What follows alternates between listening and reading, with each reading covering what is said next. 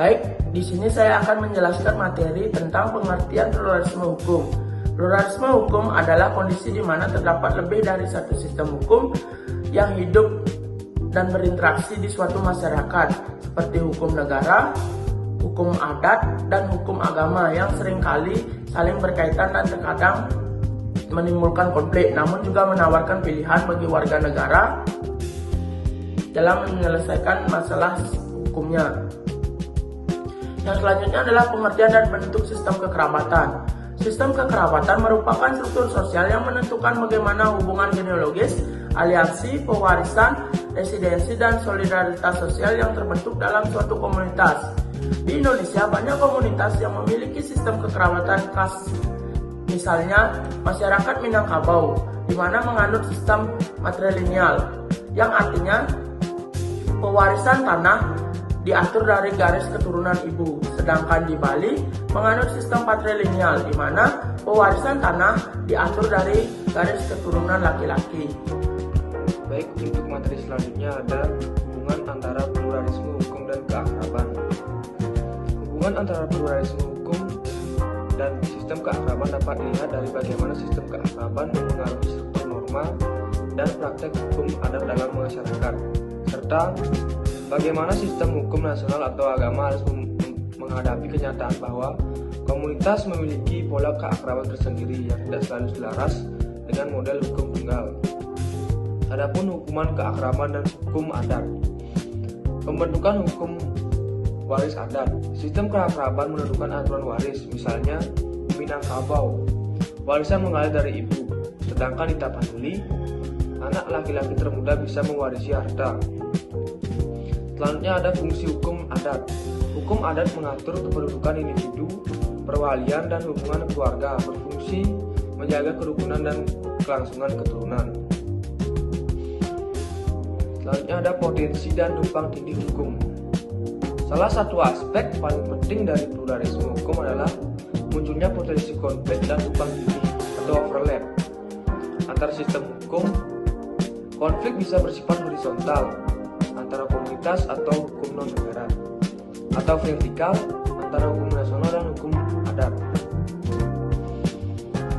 Tumpang tindih hukum terjadi ketika dua atau lebih sistem aturan normatif mengklaim legitimasi terhadap satu objek atau subjek yang sama. Misalnya, dalam konteks tanah wilayah, hukum adat menyatakan kepemilikan kolektif berdasarkan klan atau suku. Hukum nasional masyarakat kepemilikan melalui sertifikat individu atau negara, sementara hukum agama bisa saja menetapkan pewarisan yang berbeda bagi ahli waris. Adapun potensi konflik menimbulkan beberapa isu utama.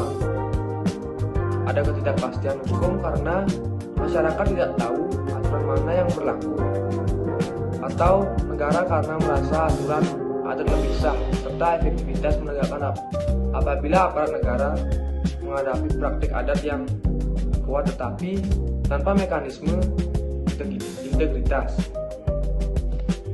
Baik, materi yang selanjutnya yaitu pengakuan pluralisme hukum oleh negara.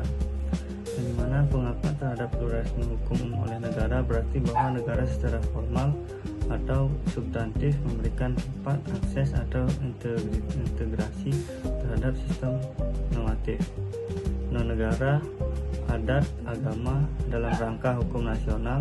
Di Indonesia, pengakuan ini telah bergulir dalam jumlah regulasi dan putusan mahkamah. Sebagai contoh, putusan pengadilan dalam sejumlah regulasi dan putusan mahkamah. Sebagai contoh, putusan pengadilan nasional kadang mengakui hukum adat sebagai sumber penyelesaian sengketa jika memenuhi syarat, atau lihat artikel tentang interaksi antara hukum adat dan nasional.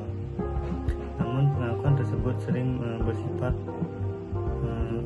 perisal atau subordinat terhadap hukum negara. Dengan demikian, pengakuan pluralisme hukum oleh negara bisa dilihat pada dua dimensi, formal normatif, adanya pengakuan hukum dan substantif praktis, pelaksanaan dan akses masyarakat terhadap sistem non-negara. Keduanya perlu dianalisa dalam paper untuk melihat sejauh mana pluralisme benar-benar hidup dan berfungsi dalam konteks kekerabatan dan masyarakat adat. Baik, di sini saya akan memberikan sedikit edukasi tentang tantangan pluralisme hukum dalam kekerabatan.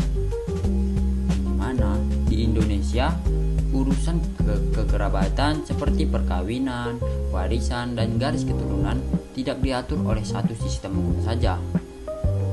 Ada beberapa. Yang pertama ada hukum negara, hukum adat, dan hukum yang hidup berdampingan. Kondisi inilah yang disebut pluralisme hukum.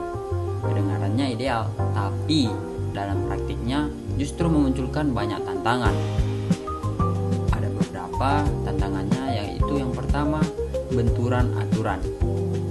Contohnya, hukum adat di suatu daerah mengatur warisan berdasarkan garis laki-laki, sementara hukum agama atau hukum negara mengatur secara berbeda.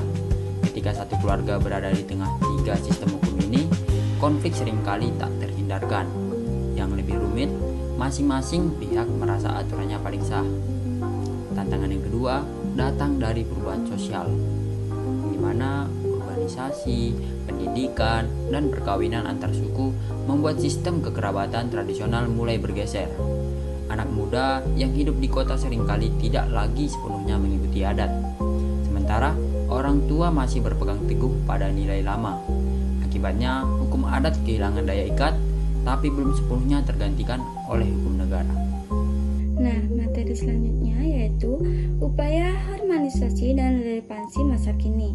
Untuk pluralisme hukum dalam kekerabatan dan sistem hukum nasional diperlukan upaya-upaya harmonisasi yang bersifat pragmatis dan inklusif.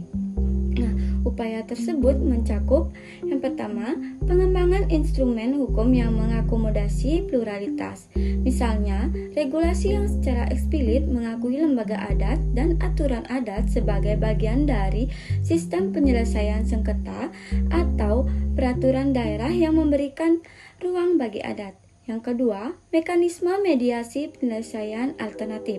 Nah, mengingat aturan adat sering berbasis relasi sosial dan restoratif, maka penyelesaian sengketa yang menggabungkan lembaga adat dan pengadilan nasional dapat meningkatkan efektivitas dan legitimasi.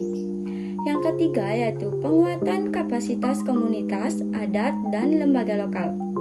Nah, agar sistem kekerabatan dan aturan adat dapat berfungsi dalam ruang hukum modern, komunitas perlu diberi akses terhadap proses pendaftaran, sertifikasi, pendidikan hukum, dan perwakilan dalam forum pengambilan keputusan.